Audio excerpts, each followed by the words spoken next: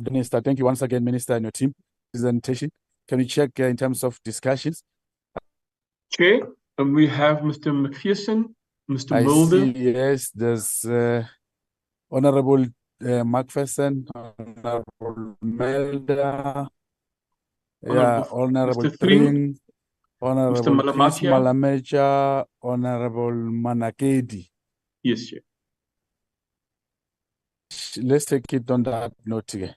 We'll start with Honorable McPherson, Honorable Melda, Honorable Tring, and Honorable Chris Malamecha and Manakedi. Thank you very much. Thank you, and good morning again, everyone, and to you, Minister, and your team.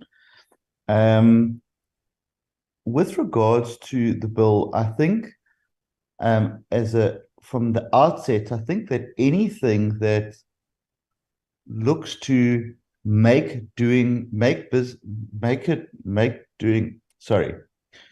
it easier to do business in South Africa should certainly be welcomed. Anything that attracts new businesses to open in South Africa, whether domestic or foreign direct investment, should be welcomed. So I think that that's sort of the broad position that we would take.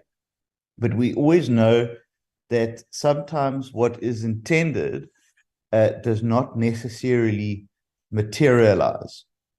And I think certainly on the second bill, that sounds noble, and there seems to be a good determination to implement the Zondo Commission's recommendations, unlike most of government. So at least you seem to be at the forefront of that, and that we certainly welcome. How popular that might make you with your colleagues remains to be seen. On the first bill, there are some questions of clarity or concerns that I think need to be raised, because in the interest of trying to make business easier or cheaper to do, there seems to be some possible contradictions in that a lot of this may, in fact, be very onerous on businesses to do and cost them more money to do. I would just like your response to that and cost them more money to do. On the issue, I would just like your response to that term and cost them and more money. Something that is obviously on the issue. I would just like sort of imagination. What has the response of businesses been to that? And does that, in your opinion, not incentivize businesses to actually try and hide remuneration or try to remunerate in different ways to avoid what you are trying to achieve?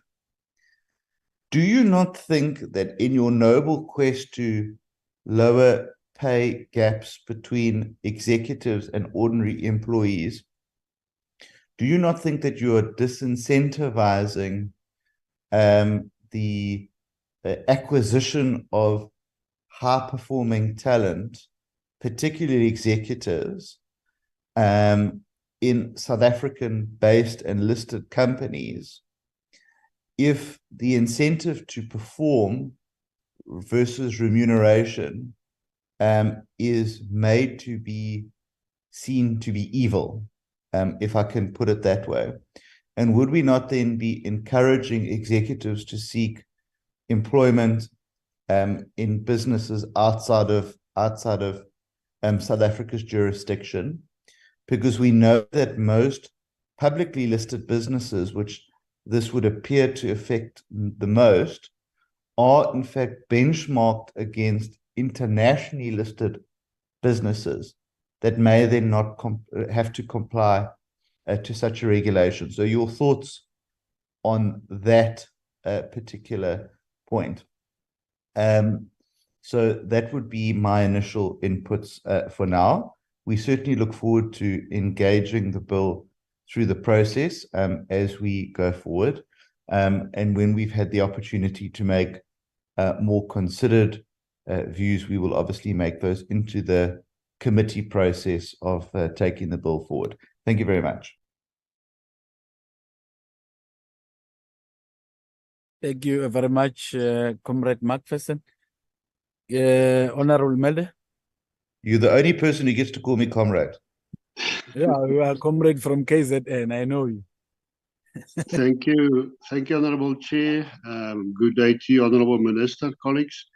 I'll be short. My question would also focus then just on one aspect for the moment, and it is about regarding the aim of amendments, speaking to remuneration as well as the so-called pay gap between the top 5 and the bottom 5 is concerned. Honourable Macpherson also said something in this way. Could there be possible adverse effects considering South Africa's issues with skilled individuals leaving the country? And they're leaving for opportunities in foreign jurisdictions, and the effect may be that to South Africans' competitiveness and entrepreneurial innovation and comparison to foreign jurisdictions. So I wish just to ask a question regarding that. Thank you, Honourable Minister.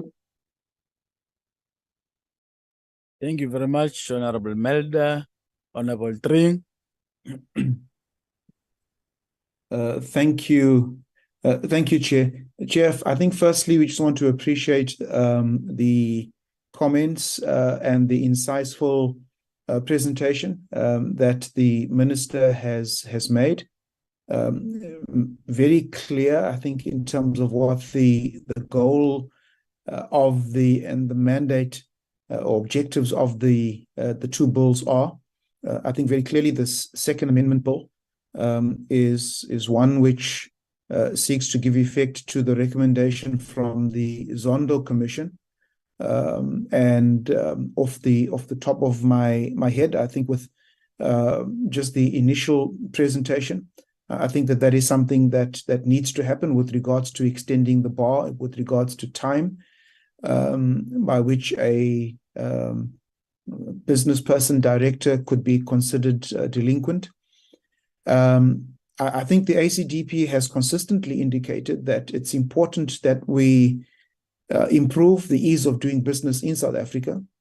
Having visited a country like Rwanda some 10 years ago, where their turnaround time for starting businesses and sorting out business problems, solving business problems, was very narrow. And as a result, Rwanda is one of the fastest growing economies on the continent. So I think ease of doing business, and we need to certainly look at ways in which that is going to be possible. The aspect also of money laundering and countering terrorism, it's a no-brainer. I think that we have to look at tightening legislation to ensure that we comply with international standards, and we do not inadvertently find ourselves via the JSE or other avenues where we are supporting terrorism and money laundering. But I think the aspect of equity, we raised the fact that, for example, in some of your municipalities, there were municipalities that were basically almost that were dysfunctional, under administration, and yet your municipal managers were earning more than the president of South Africa.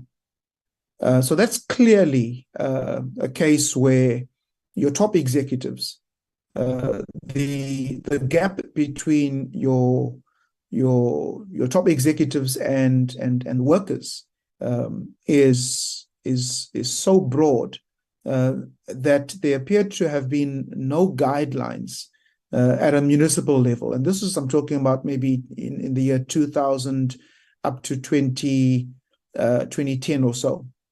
But I've been out now of the municipality for a while, so hopefully there's been some legislation which prevents your municipal managers and other key figures in municipalities from earning these exorbitant salaries. Now, having said that, I think that is very clear, noting also some of the stuff that took place with regards to the Steinhoff debacle.